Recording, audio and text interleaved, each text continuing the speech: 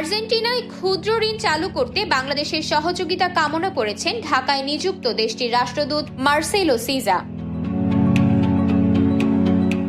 রোববার রাষ্ট্রীয় অতিথি ভবন যমুনায় প্রধান উপদেষ্টার সঙ্গে সাক্ষাৎকালে এই সহযোগিতা কামনা করেন আর্জেন্টাইন রাষ্ট্রদূত। প্রধান উপদেষ্টাকে তিনি বলেন, ফুটবলকে কেন্দ্র করে আমাদের যে আবেগ আছে তাতে দুই দেশের লাভের জন্য আমরা এর সদ্ব্যবহার করতে পারি। আর্জেন্টিনা ও বাংলাদেশের মধ্যে সহযোগিতার অনেক ক্ষেত্র অনাবিষ্কৃত রয়েছে, যা দুই দেশের জন্য উল্লেখযোগ্য সম্ভাবনা তৈরি করতে পারে। এ সময় আর্জেন্টিনার বুয়েন্স আয়ার্সে বাংলাদেশের দূতাবাস খোলার বিষয়টিও বিবেচনার অনুরোধ করেন মার্সেলো সিজা।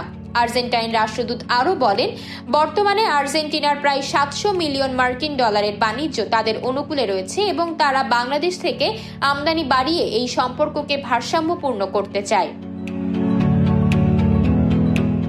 এ সময় প্রধান উপদেষ্টা ডক্টর মোহাম্মদ ইউনূস আর্জেন্টিনার সঙ্গে বাংলাদেশের আবেগময় ফুটবল সম্পর্কের উপর ভিত্তি করে বাণিজ্য সহ বিভিন্ন ক্ষেত্রে দ্বিপাক্ষীয় সহযোগিতা বাড়ানোর আহ্বান জানান।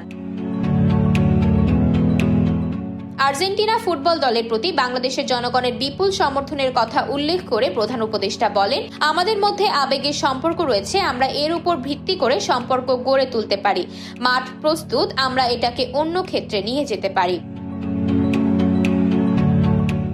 এছাড়া তিনি রাষ্ট্রদূতকে বাংলাদেশের সঙ্গে সম্পর্কিত বাণিজ্য ও বিনিয়োগের জন্য পূর্ণ মালিকানা বা যৌথ উদ্যোগে উদ্যোগ গ্রহণের সুযোগ অনুসন্ধান এবং জ্বালানি সহযোগিতার সম্ভাবনা খতিয়ে দেখার কথাও বলেন।